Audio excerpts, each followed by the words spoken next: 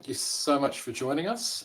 Today is a fairly exciting one. We've had so much good feedback recently from events we've been attending and from the commercial space in general that we wanted to open up our Effortless EV charging webinars to commercial properties and parking space. So that's exactly what we're doing here today. We've got Thomas and Mike here to be the experts and me to just waffle and guide you through.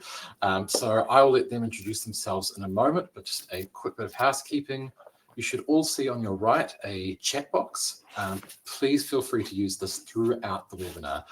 It's always great to get your questions as they're coming in, and we'll make sure at the end that both these experts can go through and answer any questions you may have. And beyond that, I will hand it over to Thomas and Mike. They can introduce themselves and talk through this incredible webinar. Over to you guys. Great. Thanks, Jimmy. Hey, everybody. Appreciate you making some time today to join us. So I'm Mike. My role at SWTCH is really around partnerships, and so figuring out business terms for all the partners that we work with to be successful. So I've been at SWTCH about 2.5 years. By way of background, I spent about 8 years at Toronto Hydro in the utility, so I know that side of the industry. Worked with lots of commercial owners, operators in that time, and spent a few years in building controls prior to joining SWTCH. Thomas, if you could introduce yourself as well. Yeah, hi everybody. Thomas Martin. I'm on the sales engineering team, so you can think of us as the group that specs in what needs to go into every unique building. And for today's webinar, I play the role of talking technology and talking, what are some of the barriers that we often have to overcome when deploying a project and when designing a project. All right, so let's get into it. We're going to try to stick to around 25 minutes. Make sure we leave some time for questions at the end. Great. So here's the agenda. Really, our goal here is to arm you with questions. So help you understand the process to to properly plan out, install, get an EV charging system up and running, but also to arm you with really important questions that you need to ask and considerations through the process. So a little bit about SWTCH. So we've been at this since 2016. Got close to 20,000 chargers on our network now across North America. Right from the beginning, this picture of our founder, co-founder Carter, and really important from the beginning, we wanted a network that built a reputation for high uptime. We're in the goal of decarbonizing transportation, and right from the beginning, Carter realized that that's important to make sure chargers are online and available. So a few logos, lots more, but we work with lots of you. We've done installations at your buildings, and so want to share some key insights today and what we've seen. So SWTCH, right from the beginning, has focused on an end-to-end solution for multi-tenant properties, right? And so designing, quoting, installing, managing is more complicated in multi-tenant buildings, where there's multiple competing priorities, electricity constraints. There's just it's a lot going on there. So we're going to go through each of these components. Okay, so why? Why? What are we reacting to here? So you've all, you can all see EVs on the road now. This is a data point from Boston Consulting Group that by 2030, more than half of new cars are going to be EV. So it's happening very, very quickly. And where is charging happening? And so I know there's a lot of public focus on, highway charging, but really we see the future as cars are going to charge where they're parked for long periods of time. So that's at home, that's at work, and sometimes where they're shopping. And so we want to meet drivers where they are. And the other really important thing is there's lots of money on the table right now. So in the US, there's 284 active incentive programs right now. There's a large incentive program in Canada that just closed as well. And so there's money on the table, and very important to capture that to reduce the cost of capital where you can. So key things to consider. So questions you want to ask in planning. So Thomas, first thing we always hear, what type of chargers do we need? I hear of level 1, level 2, level 3. How should people be thinking about this? A good question. When thinking about charging, we divide it into 3 main buckets. And what we're ultimately trying to answer by asking the question of what type of charger do I need is, do I need a fast charger? Do I need a slow charger? Do I need something in between? And to quickly just align everybody online today, the terminology in the industry is we have level 1, 2, 3 / DC fast charging. Level 1 is basically a plug on the wall, just similar to what your computer plugs into a kettle, whatever it might be, any appliance. And the benefit here is that they're in every building. So accessibility is great, but the problem is it does not charge your car very quickly. And so this isn't the solution for all scenarios, which is why we see level 2 being the real workhorse in the high volume of chargers that we see deployed in the field today. And the reason for that is because it strikes a balance between economic and charges to a fairly significant speed. So from a driver's perspective, they're nice to have. They can charge your car in 4 to 6 hours on average. And then finally, level 3, in other terms, DC fast charging. These are the big ones that you see along the highway in those priority parking spaces, designed to charge your car in 20-ish minutes. The benefit here is you charge quick, but from an infrastructure and planning perspective, it requires a little bit more effort in terms of planning electrical capacity and infrastructure. Perfect.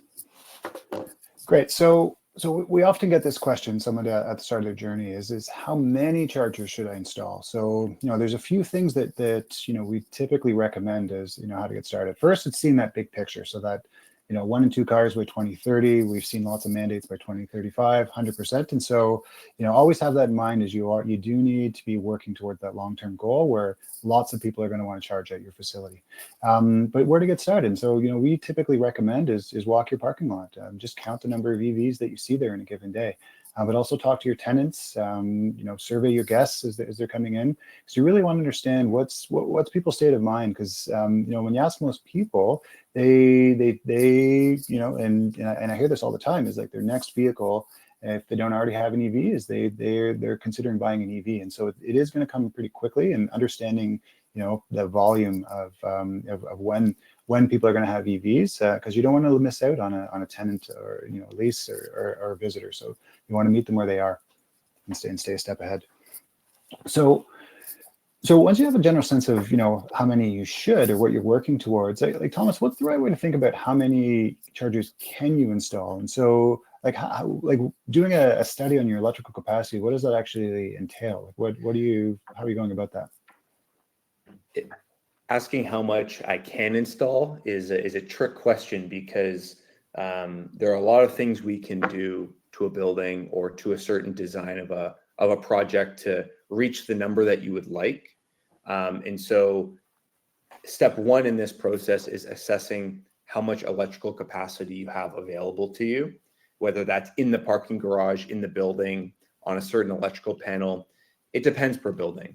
But the goal here is identifying the size of the pipe, so to speak, that we can tap into to power these EV chargers.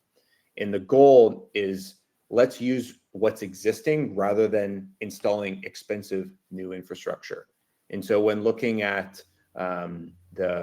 looking at design, we often start with assessing that electrical capacity, either done by switch, a local electrician, somebody familiar with the building. And that gives us a very good starting point to then answer that question within the scope of what's possible. How many can I install? Right on. So getting an understanding of, how big your transformer is, what's the typical utilization, and that gap is, how much power you have available for charging.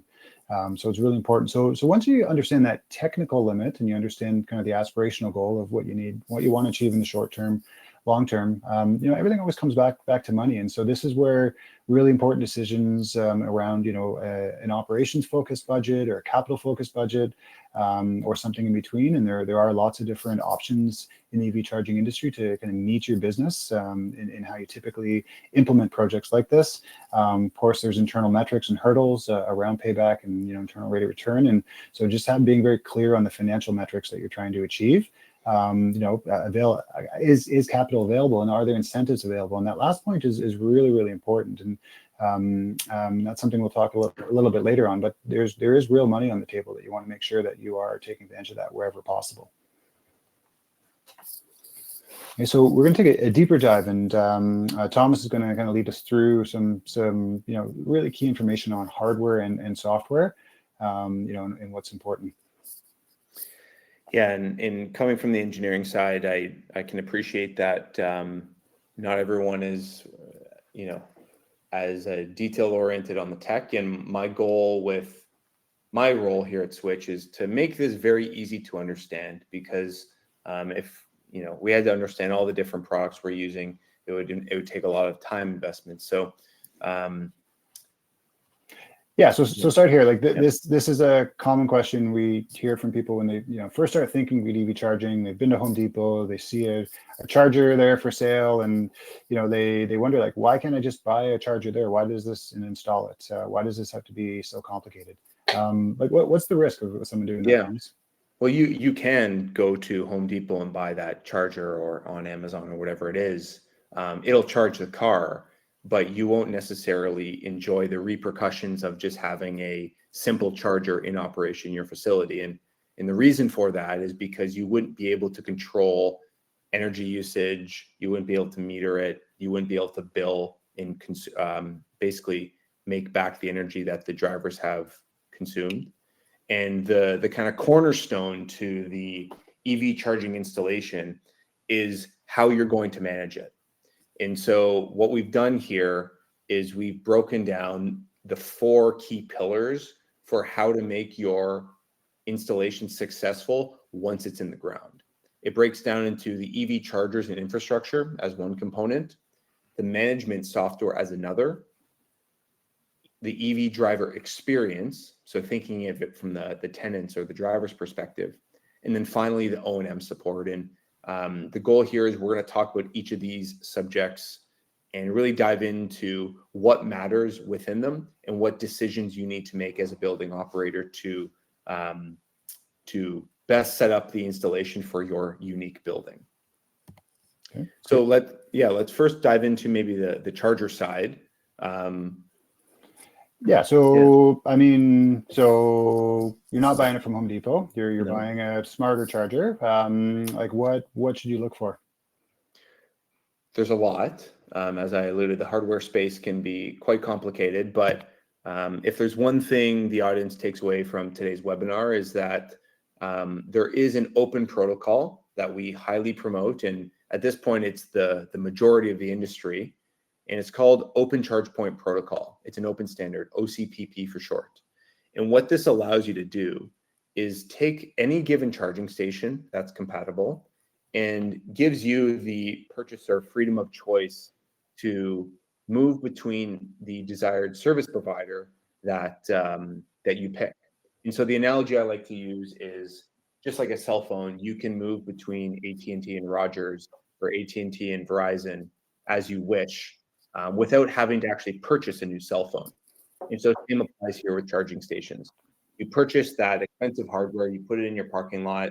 You don't want to have to rip it out if for whatever reason you get undesirable service from that network provider.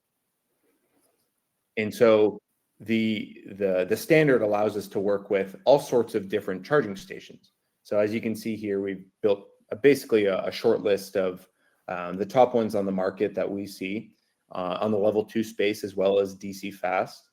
And the goal here is that we don't have much of a preference of the specific model.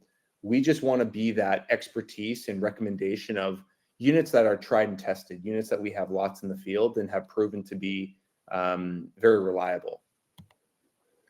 Yeah, so I mean, it's very helpful. So I mean, we've all experienced stranded asset risk. So buying a product that's proprietary and it lives out its useful life, and you have to replace it, and sometimes prematurely, which is quite frustrating. And so the EV charging industry realized that service matters, performance matters, and so buying a piece of hardware that is open source allows you to work with another management company if you're not happy with the service you're getting. And so it is ultimately an important protection for you. What else, Thomas? Like what else should be considered? Well, there's a lot going in within the infrastructure side. So remember that this category that we're on is EV charger and infrastructure. So the chargers, we know Open Charge Point Protocol is the key spec. That's the hardware that we're looking at in the photo here. That's what goes on the wall. But we also need to think about electrical. And this is where the use of qualified and experienced partners comes into play. Whether it's somebody that's familiar with your building, someone that's on contract with your building, or someone that's provided by the network you're working with, like Switch. We prefer to work with people that understand what electrical is needed for EV chargers as well as how to optimize and be efficient with how we get this done. And with every project, there's many, many, many different ways to solve the problem. But what we're trying to think about is taking the considerations of the property management, the EV drivers, and all the stakeholders, and designing the electrical to meet all of those needs. And so we typically recommend people that have experience in the space, and so far we've had a lot of success with that. The third item on this list isn't something you typically think about when you think about EV charging, but we included it because it's often overlooked, and it's often the cause of a lot of headaches down the line once they're installed. And that is the internet connectivity to these devices in the event that you're installing them in an underground parking garage. And so these devices need internet connectivity because they do billing, metering, and enable all the access control features for the drivers. And so without that, we wouldn't be able to do it. And so putting internet access for the charging stations in the area that you've installed the EV chargers is very important to consider in the design phase of the program, not necessarily leave it to be an afterthought.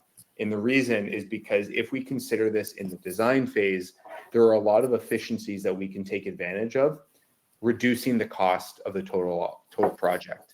And so I like to highlight this as a question you're going to want to ask. If I'm putting EV chargers in my underground parking garage, how will I be getting internet access? Most companies you work with will have a solution, but we want to make sure that that question gets asked ahead of time. And then finally, the cornerstone to the entire installation, how are we going to manage it once it's installed? And this is where the software comes into play. This is a dashboard that you're not necessarily going to sign into every day and look at analytics. It's mainly there to set up the stations in the desired format that you like, whether it's loitering penalties, time of day rates, private versus public, whatever you might like. But this is something that you will check in maybe once, twice a year, just to make sure and verify that the user behavior of the EV drivers matches the intended behavior you've set up the access policy to be. And that's where this software comes in. Without this tool, the rest becomes very difficult. You have to allocate additional resources like security or parking enforcement to manage those charging stations, which can get very expensive.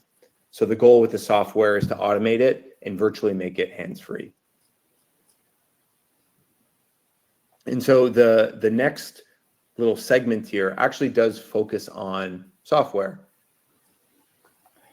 Yeah, so I mean, like, people are busy, right? So if you manage a property, like, it's a tough job, and I know that because I've spoken to lots of property managers, and so, you know, adding a new service, a new piece of equipment to your building, like, should not encumber you. Like, it should actually, you know, free up time by making a better guest experience and making it positive. And so, like, software can do a lot of the work there. So yeah, it's like, so we often get this question, like why do you need software to manage just effectively what's an electrical outlet? And so I don't think people always appreciate some of the complexity behind that. So I just wonder if, Thomas, you can take a little bit of a deeper dive there.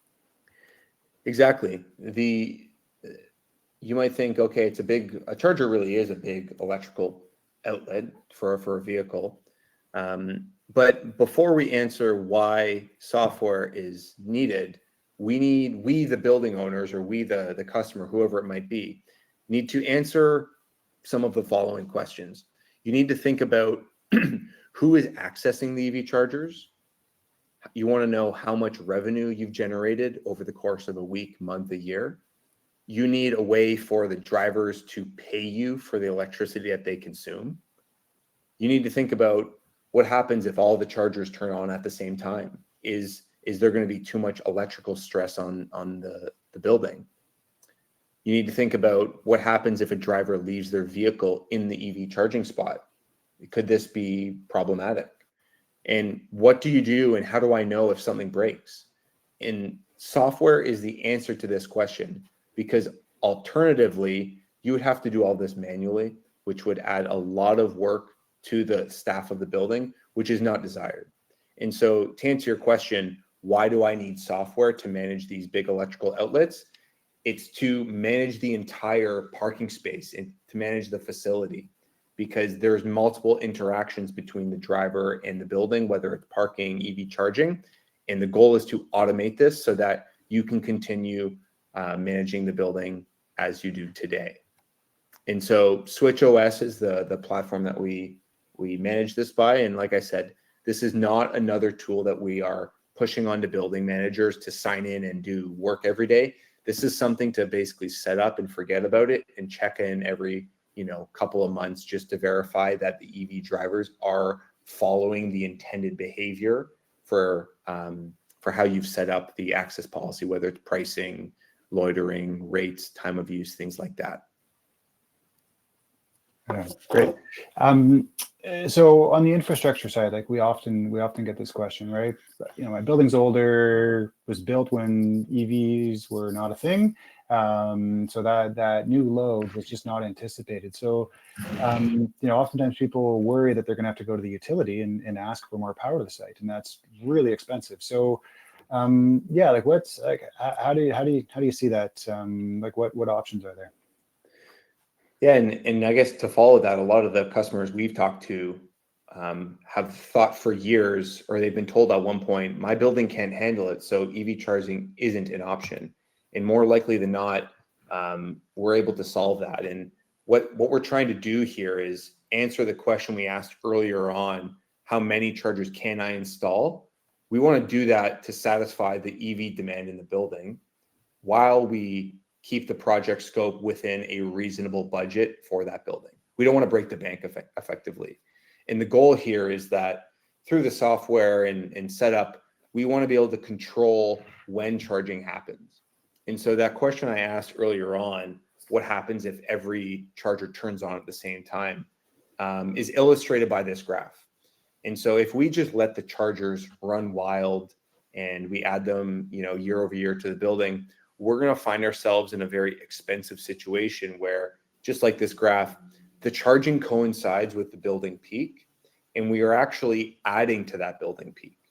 And so the goal here is that by doing that electrical assessment and a number of other technologies available to us, we can actually avoid this peak, meaning that long-term, we are not continuing to add stress to the building's electrical components, and we keep it under this line that we see here in the nice green area where EV charging can flow freely and we don't necessarily have to think about some larger implications to the building.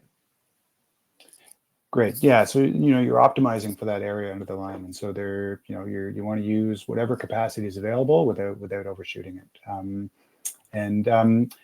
So let's switch gears, sorry for the bad pun, but to drivers, like, how do you make sure people pay their fair share? Exactly. So now that brings us right to our next module or our next component, the EV driver experience. So the EV driver is ultimately the customer in the case of an EV charger where they're using it to fuel their car. And so from a driver's perspective, they're looking for three main features or services when interacting with an EV charger. They're looking to simply use it to charge their car. That's the easy part. They're looking to pay for the energy that they consume, and this will depend on the building in terms of the rates and structures. And finally, if there's ever a problem with the vehicle or the charger, they want a service that they can contact to get help. And so for the property manager that may not be well-versed in EV charging, they don't want to have to field those calls. They want the service provider, being SWTCH, to field those driver calls and support the driver so that they can charge their car and move on with their day. And so from the driver's perspective, there's three ways to interact with an EV charging station. The most common is the mobile app, which I'm sure everyone's familiar with. And depending on who you speak to, they have different preferences. But we're not necessarily forcing everyone to download that app. We recognize that some people pull up to a SWTCH charger for the first time and they're not in the position to sit there and download an app. So we actually give them a QR code on the machine that they can download, which brings them to just a simple web page on their phone, and they can check out as a guest. It's no different than buying a product off of the Home Depot website, for example, and clicking checkout as a guest. You don't have to make an account. All you have to do is input your email and payment information for the receipt, and you can move on with your day. But for those frequent flyers or those frequent drivers that have charging at their workplace or their favorite spots that they park, we often see them requesting an RFID card. And that's just as simple as tapping the card on the machine. It authorizes, it knows it's that specific user, and the car starts charging, you move on with your day. And so from the building manager's perspective, SWTCH offers a very important service to think about, which is the EV drivers are paying for charging. SWTCH collects it. We store that in a virtual bank account.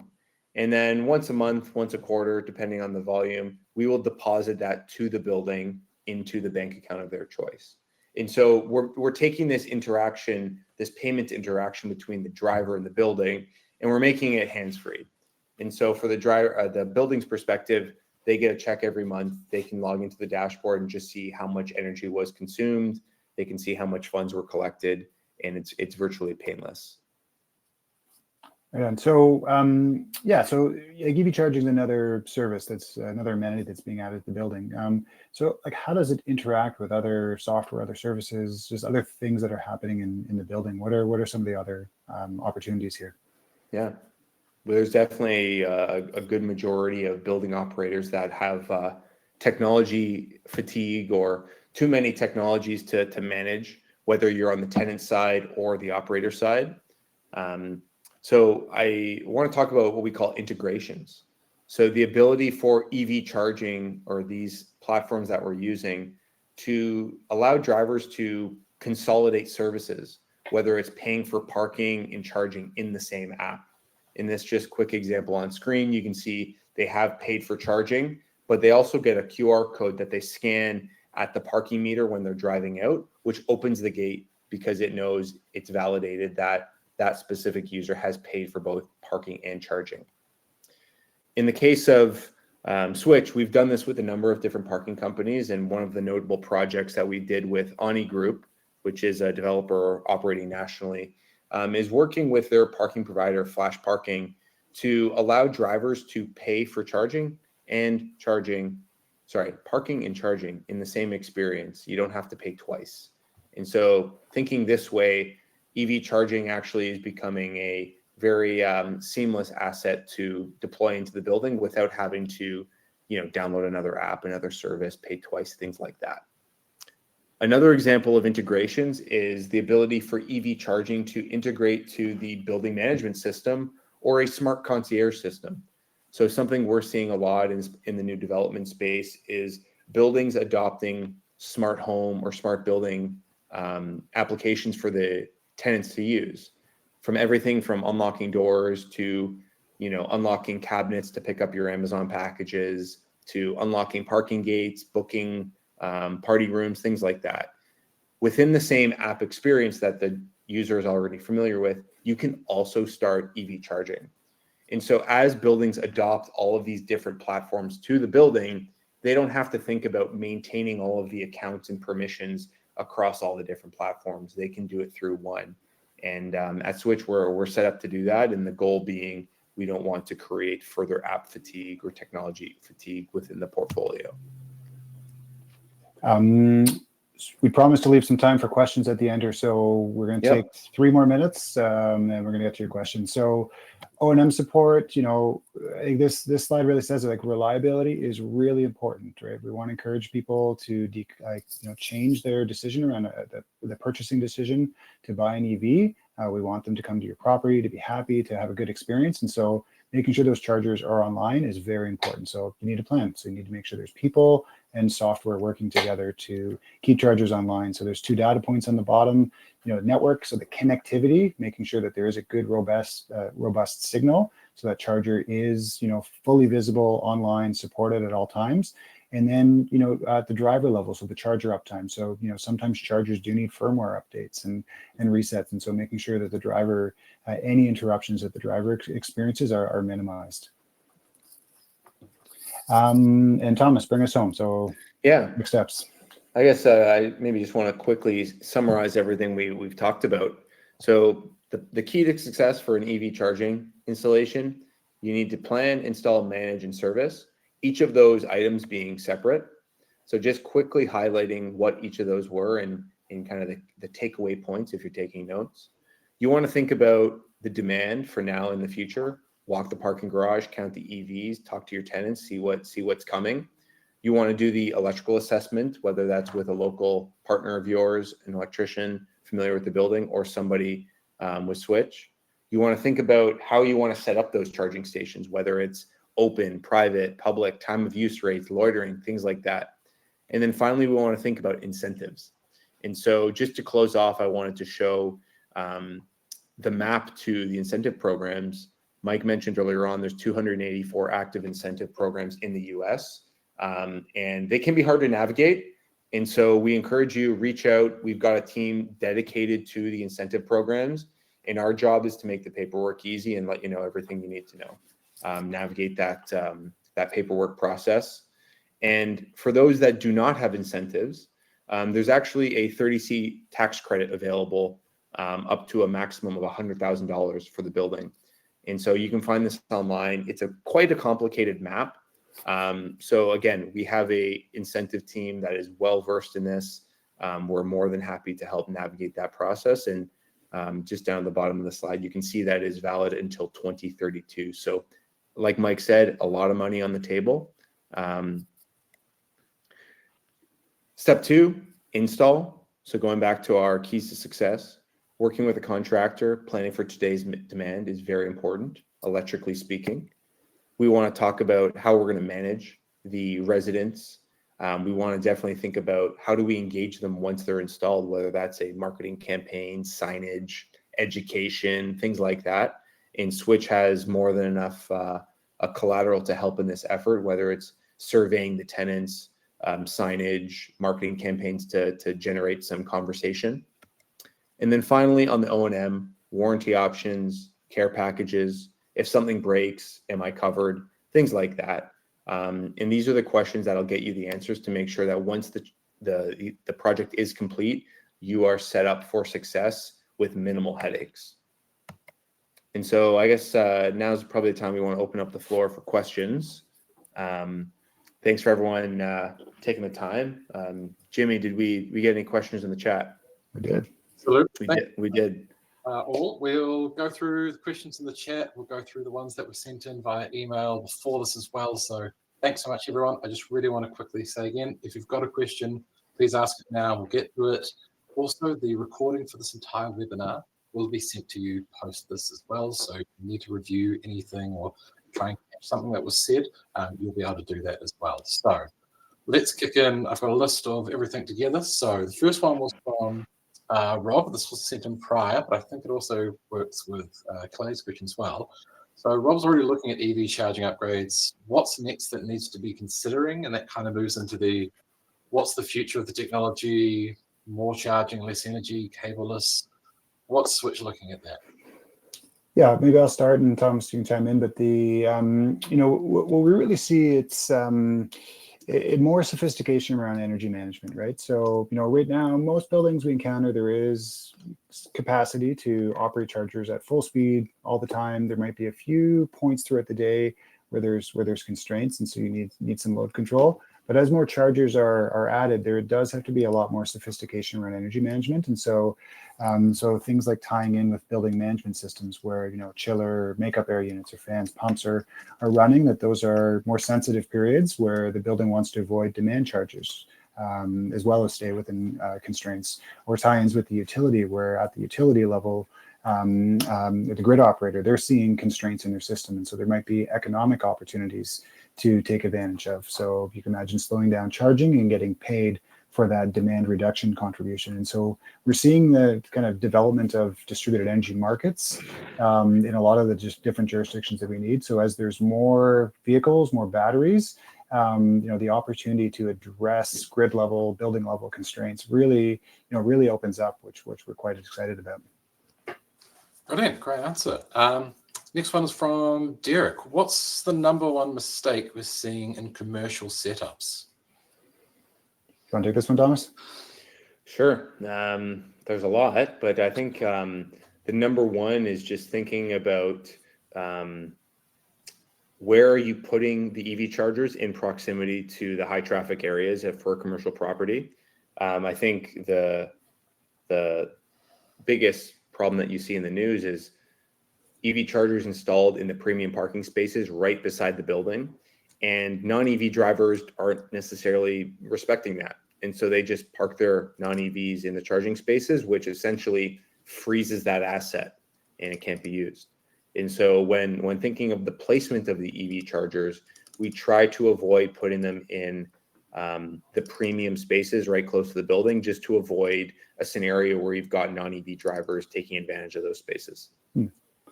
I'll add one more. Is we often see the connectivity issue hasn't been solved correctly, and so we operate charging stations. In many cases, we weren't if we haven't been involved in the network, the design of the kind of networking equipment.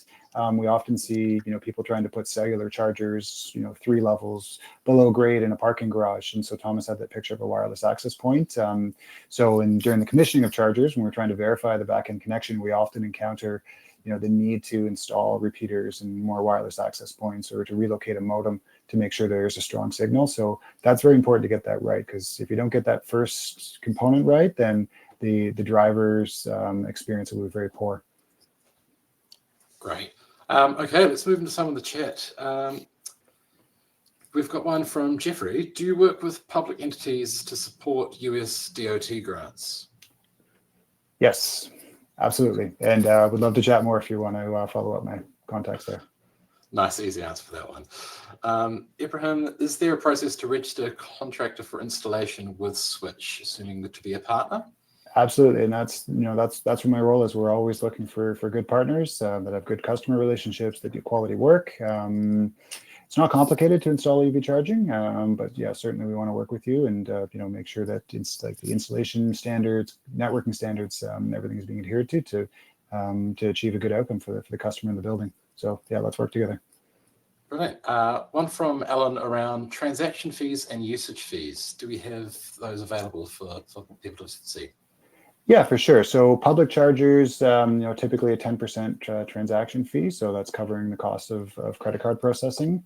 In some cases for private chargers, in a multifamily condo building, or in a commercial building that's a private charger, it's used by the same person. We have another option, which is 2.9% plus 30 cents. So that's just a pass through of the Stripe credit card processing fees that we use. Usage, yeah. So yes. Great. Moving on to David's. What is the typical cost for a building electrical assessment if completed through SWTCH? I can take that one. Yeah. It'll depend on the size of the building, but generally, what you're looking there's kind of 2 types. There's looking at the main utility meter to understand its demand curve over the course of a day, and so what we're typically looking at there is about $1,000 assessment. With an engineer, what we do is we basically pull the data from the utility, look at the demand curve in relation to what the building is sized at, and then we basically give a report of how many EV chargers you can install within that electrical framework. And then the second is assessing infrastructure. So we know capacity-wise from the first assessment that we have the green light. We just need to go look at the panels, the infrastructure, the layout to assess the feasibility and approximate cost.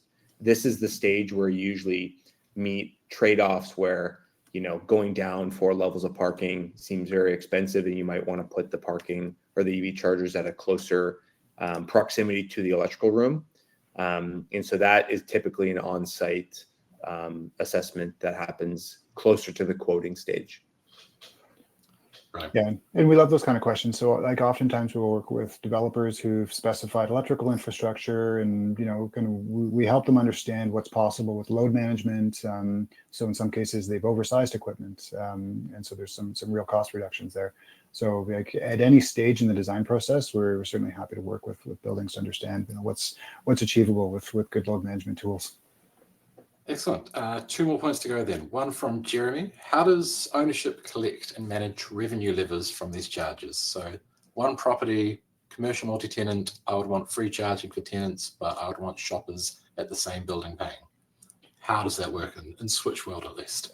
I love that question because it really gets to the complexity of building owners, managers. You know your tenants, you know your guests, you know your employees, and how they use the parking space. Why they come to your building, why they spend time there, and so software can accommodate all of those use cases. And so we have multiple customers who charge, like employees get to charge for free, and tenants, they just pay for their cost of electricity, whereas guests, that's seen as a revenue generation opportunity.